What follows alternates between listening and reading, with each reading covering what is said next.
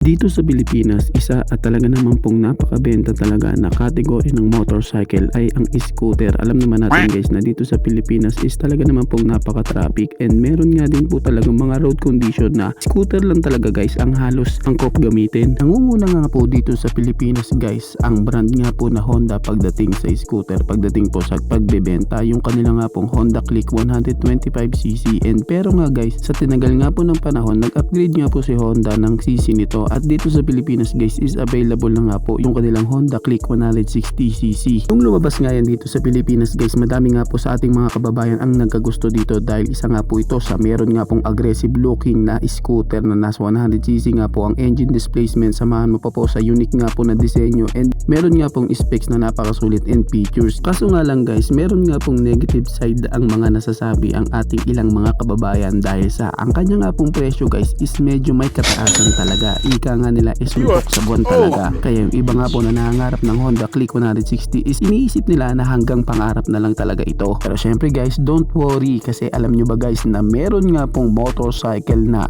available na po dito sa Pilipinas. Yes po, pwede nyo na nga po siyang mabili na kamukhang kamukha nga po ng Honda Click 160cc. Tapos pagdating sa kanyang specs and features is meron din po talagang sulit and syempre guys pagdating po sa kanyang presyo, tsak nga po na abot kaya talaga. Sino nga ba ang scooter na ito? Yan nga po ang ating pag-uusapan. Aalamin natin ang kanyang specs, features at kung gaano nga ba kasulit pagdating sa kanyang presyo. Kaya samahan nyo ako guys na pag-usapan ang motorcycle na ito. Pero bago yan, baka pwede naman na pasubscribe ng aking YouTube channel. I-click mo na din ang notification bell para maging updated kayo sa mga susunod na i-upload ko. Guys, baka pwede naman na palike and follow ng aking Facebook page. Nasa description po ang link. Kaya make sure guys na tapusin nyo ang video na ito para malaman nyo ang information may kinalaman sa motorcycle na ito.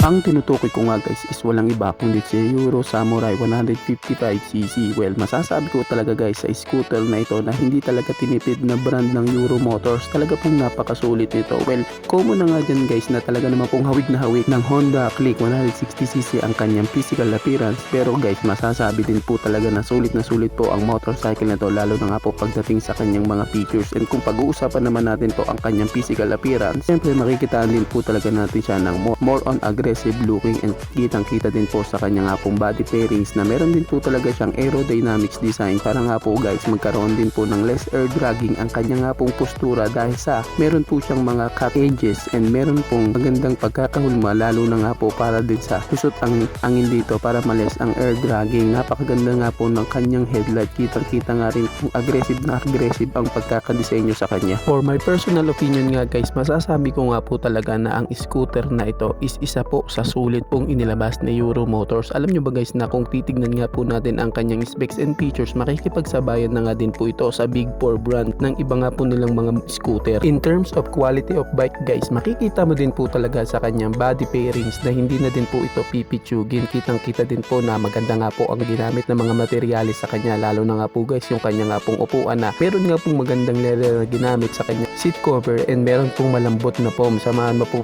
sa kanya nga pong pairings na makapal nga po na hindi nga po basta-basta mapapasag. Siyempre sa disenyo ng motor guys, talagang hindi mo masasabi na pangit po ang kanyang itsura dahil sa aminin man natin o hindi na hawig po talaga siya ng Honda Click 160cc. Alam naman natin guys na dito sa Pilipinas madami po talaga ang nabighani sa aggressive looking ng Honda Click 160cc. Kaya dito nga sa motor na to guys kay Euro Samurai 155cc, hindi natin mapagkakailan na meron talaga siyang aggressive at maganda nga pong postura at magandang itsura na hindi din talaga po pipi pitsugin. Kung nangangarap kang magkaroon ng Honda Click 160cc tapos ang budget mo is hindi talaga kayang mabili ang Honda Click 160cc, baka pwede mo may consider guys ang scooter na ito dahil meron din po naman talaga siyang physical appearance na hawig kay Honda Click 160cc tapos specs and features na hindi din naman po na ilalayo sa kanya. Tapos syempre guys, meron po siyang abot kayang presyo na kayang-kaya nga po ng ating mga kababayan dito sa Pilipinas na ma-avail ang motorcycle na ito. Ngayon guys, pag-usapan nga po natin ang kanyang engine specs. Pagdating nga guys sa kanyang engine type, meron nga po itong 150 cubic centimeter engine displacement, naka 4-stroke, naka single cylinder, naka single overhead cam with 2 valves. And pagdating po guys sa kanyang fuel system, ito po ang malupit sa kanya guys kasi hindi na nga po siya guys naka carburetor type, siya po is naka EFI na o electronic fuel injected na, kaya makakaasa ka nga po na meron nga po siyang matipid na gas consumption, na meron nga pong konsumo na gas consumption na 43 km per liter. And syempre guys, pagdating nga po sa kanyang cooling system, siya po is naka liquid cooled engine, kaya makakaasa ka nga po na ang motorcycle na ito is pwede na din po talaga sa mga long ride. Pagdating naman po sa kanyang bore and stroke, meron nga po itong sukat na 57.3mm by 58mm at ang kanya nga pong compression ratio guys is may sukat nga po na 10.6:1. At pagdating naman po sa kanyang transmission guys, dahil sa scooter nga po ito, siya nga po is naka automatic transmission CVT. Then guys, pag-usapan naman po natin ang kanyang mga dimension. Pagdating nga po sa kanyang length, meron nga po itong sukat na 1950mm at ang kanya naman pong width is may sukat nga po na 700mm at ang kanyang height is may sukat na 1090mm. Pagdating naman po sa kanyang ground clearance, meron nga po itong sukat na 110mm at ang kanya nga pong fuel tank capacity guys is meron nga pong 6.5 liters at ang kanya nga pong dry weight guys is may bigat po na 108 kg. Kaya makakaasa ka guys na ang scooter na ito is pwede talaga sa beginner dahil meron nga po siya guys na magaan na dry weight na 108 kg na pwede po talaga kahit nga po sa ating mga lady rider. Ngayon guys, pag-usapan naman po natin ang kanyang mga suspension. Sa kanya nga pong unahang suspension, ito po ay ginagamitan ng telescopic fork at sa likuran naman po is meron nga po itong single shock absorber. And pagdating po sa kanyang front wheel, meron nga po itong sukat na 100 by 80 by 14 inches at sa likuran naman po is may sukat nga po na 120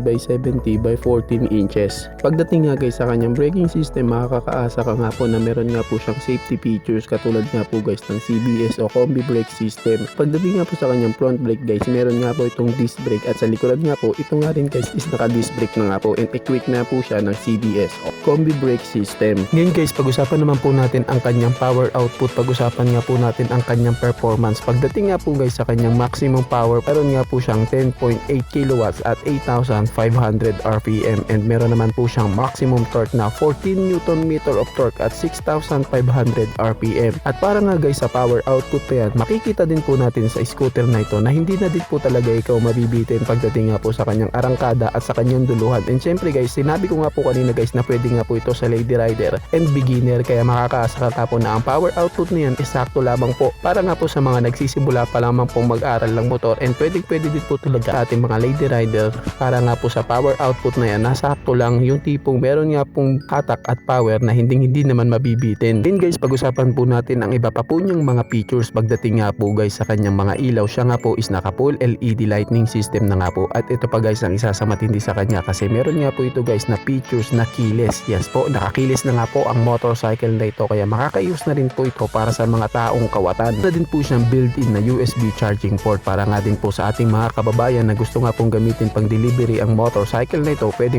na din kasi meron na din po siyang built-in na USB charging port. Meron na rin po siya guys na strategic ECU placement to avoid exposure to water and meron nga po siya guys na tubeless rear and front tires, kaya makakaasa guys na okay din po ito sa malayuan dahil less pangamba ka nga po na baka maplatan ka. Pagdating nga po guys sa kanya nga pong panel gauge guys, meron nga po itong LED digital panel with soft touch sensors and meron din po siya guys na features na side stand kill switch. Alam naman natin guys na isa din po ito sa mahalaga lalo na nga po sa mga scooter. And meron din siyang features na idling stop system. Ang idling stop system guys is ito nga po yung features na kapag huminto ka nga po halimbawa sa stoplight, kusa nga pong mamamatay ang iyong engine pagkalipas ng 2 to 3 seconds para din po makapagpahinga ito. At kapag nga po ipinihit mo na ang throttle ng iyong motorcycle, kusa na nga po itong aandar.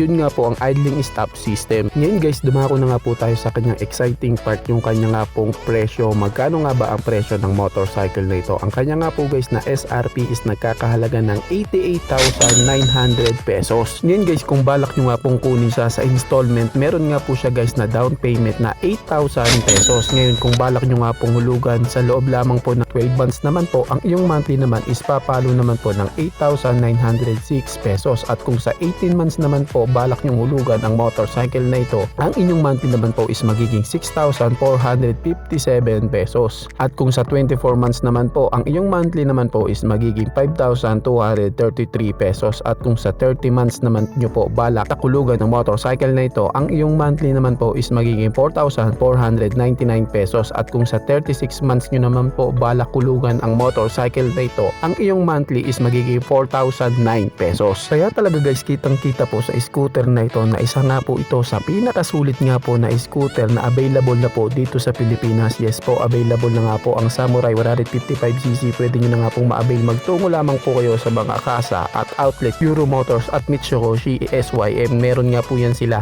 Magtanong na lamang po kayo sa kanila para sa karagdagang information may kinalaman po sa motorcycle na ito. Kaya talaga naman pong napakasulit po ng scooter na ito, si Euro Samurai 155cc. Kayo guys, ano ang masasabi nyo sa motor na ito? Paki-comment naman ang inyong reaksyon. Maraming salamat po. Bago matapos ang video na to guys, baka pwede naman napahingi ng isang like mula sa inyo bilang pagsuporta sa ating munting video. Maraming salamat po. So pwede mo na din i-share para din malaman ng iba nating mga ka-rider. Sa tingin ko guys is dito ko na lamang po tatapusin ang ating vlog. I hope na nag-enjoy kayo sa aking hinandang video para sa inyo. Pinasisigla ko din kayo guys na i-subscribe ang aking YouTube channel. I-click mo na din ang notification bell para maging updated kayo sa mga susunod na i-upload ko. So dito ko na lamang po tatapusin. Maraming salamat po. Ichi boy. Thank you!